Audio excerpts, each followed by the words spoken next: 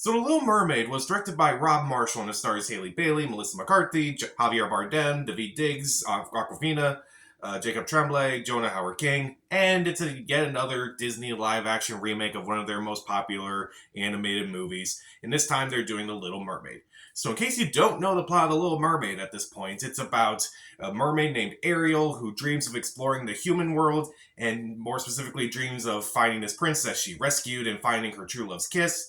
And so when she meets Ursula the Sea Witch, Ursula gives Ariel the chance to, have legs, go up on land for 3 days to try to kiss him. But she gives Ursula her voice, so now she can't speak with him. And we have this movie that's a remake. So I was not looking forward to this movie, if I'm being honest. The trailers looked all right.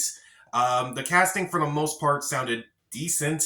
I'm not a big fan of Rob Marshall as a director, so I was also kind of apprehensive about it because I really haven't liked his stuff he did with Disney, like Into the Woods or Mary Poppins Returns. And there was also part of me that, even though I wasn't really looking forward to this movie because I'm not a fan of the Disney remakes, I kind of wanted this movie to do really well and actually be decent because the hate that this movie has got is just disgusting. It's just, I think it goes a bit too far. I think it goes too far. It's horrible. It's offensive. And I'm just so sick of seeing all those comments whenever I see anything about The Little Mermaid come up. So I also kind of just want to go into this movie completely blind and kind of like being like, I'll give this a chance, even though I'm not a big fan of these remakes, but let's see how this plays out. And the movie is not great, if I'm being honest, but it's one of the better Disney remakes, I would say. It's kind of an odd way to phrase it. So what works in this movie? Well, Haley Bailey is the star of this movie. She is incredible in this movie. I thought she did a really good job as Ariel. Not just her singing, which I'm actually glad that Disney cast an actual singer for one of these live action remakes.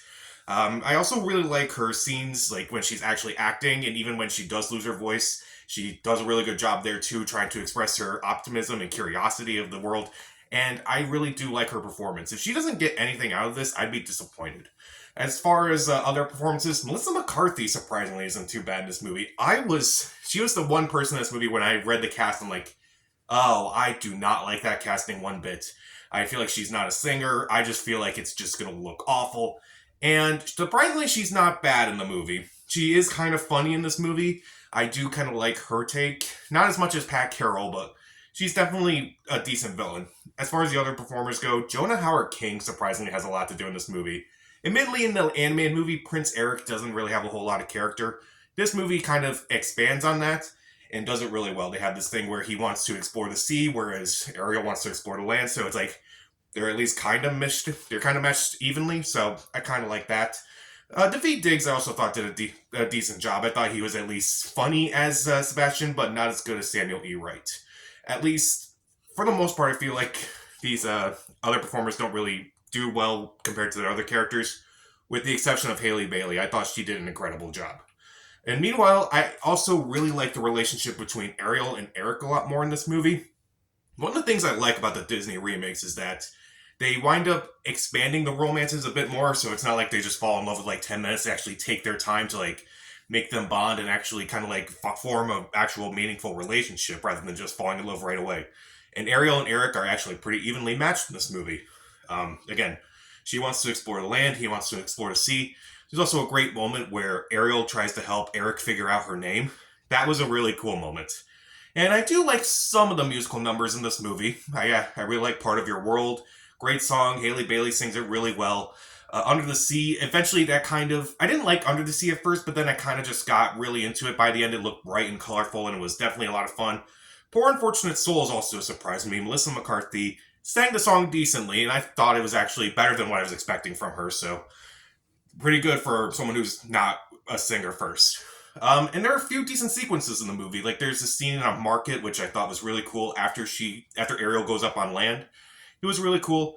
I kind of liked seeing her, kind of like interacting with the world without actually talking, and I actually thought it was a really good job. There's a sequence with a shark towards the beginning of the movie, which is admittedly pretty funny. It's like, okay, that's kind of a different take on it, but that was kind of cool. Admittedly, there are some funny moments here and there, particularly Melissa McCarthy has a couple funny moments in this movie, and Aquafina also has like one or two funny lines, but it's not as funny as the original. And also, I kind of like the darker moments of this movie too. There's A couple like moments where it's like, okay, that's actually going to some dark territory there. It's kind of like the original story itself is pretty gruesome, so it's like, okay, they're trying to add things from that story into this movie while still trying to remain loyal to this movie as well. I kind of like that with the Disney remakes when there's like multiple versions of a story, they kind of like incorporate elements from each version of the story to kind of make their own movie. Like, I didn't love Beauty and the Beast so much, but at least I recognized, oh, there are parts of this that are from the animated movie, parts from the musical, parts from the original story. It's like, okay, I can see the influence to try to make this movie. Didn't work completely, but I can definitely tell that there's definitely a love of the story no matter what form it's told in. Now let's get into the things I don't really like about this movie. First off, the visuals in this movie are pretty bad. They are pretty bad. Particularly like the underwater stuff is not particularly great. When it's like not really focusing on any of the characters and it's kind of like focusing on like the smaller things, it actually looks better. But a lot of things are kind of just hidden in this movie. At the very end of the movie, if you have not seen Little Mermaid at this point, spoiler alert, uh, Ursula turns into a giant monster at the end. And yeah, eventually she's killed, but like, you don't even get to see Melissa McCarthy's face in that. It's just completely hidden. It kind of like what they did with Kristen Wiig in Wonder Woman 1984. Also, I kind of don't like how the underwater scenes look. I feel like it's a little too dark, a little too dim. At first I was thinking, oh, that's maybe because that's how Ariel views the world. It's like dark and, claustrophobic and definitely not a whole lot that she can really explore. Now I'm just thinking it's because they didn't really do the underwater visuals right.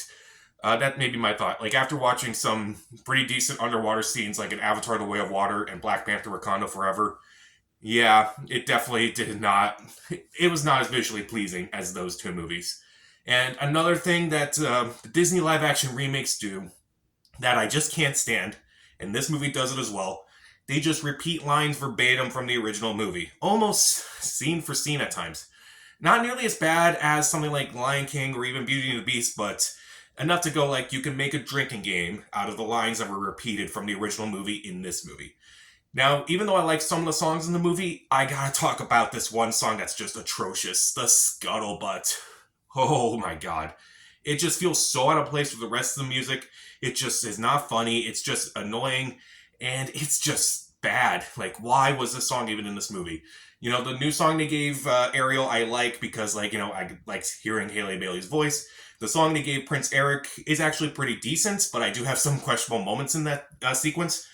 But the one they gave Aquafina was just atrocious. Like, the lyrics weren't that great, the music was off. Just because Lin-Manuel Miranda's involved in this movie, he had to do a rap in his movie. They even had to do one in Mary Poppins Returns. Just stop. Just stop. And there are also a few questionable moments in this movie where I'm like, did that really need to happen? I don't think so. And there may be spoilers here, but I don't really consider them spoilers because I feel like they're not really important to the story overall. And this is pretty much just a rehash of the previous movie. There's this whole sequence where Eric is singing his song, and it's after his adopted mother tells him that, he's no longer allowed to go out to sea. And he just leaves his castle and just starts walking towards the shore while singing this number. Then all of a sudden he's on a ship. Like, were you not allowed to go on a ship? Okay. At first I was kind of thinking, oh, that's kind of like him envisioning himself on a ship, trying to explore the world. Okay, fine. But it doesn't really make it clear. It does make it clear when Ariel's singing her second song after she loses her voice. It's like an inner monologue. I was like, okay, that makes sense at least, how they're doing that. And also, what I don't like is that Ariel's memory in this movie is also wiped in this movie. Something else that Ursula does in this movie is that she's like, I'm going to take your voice, but she doesn't mention, I'm going to take your memory away, so that way you don't remember we had this conversation, so now you have to figure it out on your own. Yeah, I didn't really like that, if I'm being honest. It added nothing new to the movie, and just kind of just extended the movie a lot more than it probably should have. There's also a little subplot involving Ariel's mother, which is barely mentioned and barely developed. Like, at least in Beauty and the Beast, they tried to make Belle's mother important. It doesn't work here. Also, Ariel's sisters, they don't really have much to do. There's this whole ceremony that they're trying to prepare for. It's barely mentioned, and they bring it up a lot. It's kind of weird. Also, there's a whole relationship thing between Triton and Ursula that I thought was kind of implied in the first movie, but it wasn't really confirmed. Here they confirm it. Don't really do anything with it though. It's kind of annoying. Also, I also don't really like this about the movie, even though it's a musical. I found it odd that the first 20 minutes don't have a musical number, but then the last 20 minutes don't have a musical number, which I think is kind of weird. Meanwhile, the pacing is off. This movie is 135 minutes with credits, which is over 50% longer than the original, like, 84-minute movie. That is insane. And I felt like the pacing was a bit off at times, particularly in the middle at times. There are also some performances I was not impressed by, particularly Javier Bardem, great actor. I felt like he just didn't give the right performance for this movie. I felt like it was too reserved rather than like being like unleashed a bit at times. It was just not that great. Jacob Tremblay, good actor. I felt like they didn't really do anything with this character whatsoever. It just didn't quite work for me. So even though there are a few things about this movie that I do like some of the acting, I do like some of the songs, I do like the relationship between Ariel and Eric, kind of like the decent sequences, and I kind of like some of the funnier and darker moments of this movie. I don't really like the visuals. I don't like that they repeat lines from the original movie. I absolutely hate the scuttlebutt. I had a lot of questionable moments that are just not really answered. Not really fully developed either. I hated the pacing. I felt it was odd to not have a musical number for like the first and last 20 minutes of the movie. Didn't really like the underwater stuff too much. Didn't like some of the performances. And yet, strangely, it's one of the better Disney remakes. Now, some could say this movie wasn't made for me, but like, I still enjoyed aspects of this movie. And I just feel like it's kind of unfair.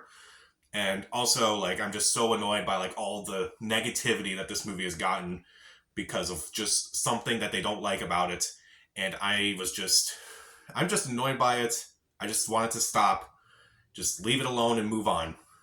Like, I'm just so tired of people who claim they're not offended by anything, and yet they are going after this movie because they're offended by something. That is insane to me. I am just so sick of it. I'm so annoyed. Grow up and move on. So, The Little Mermaid, I'll give it 2.5 out of 4 stars. Stream it.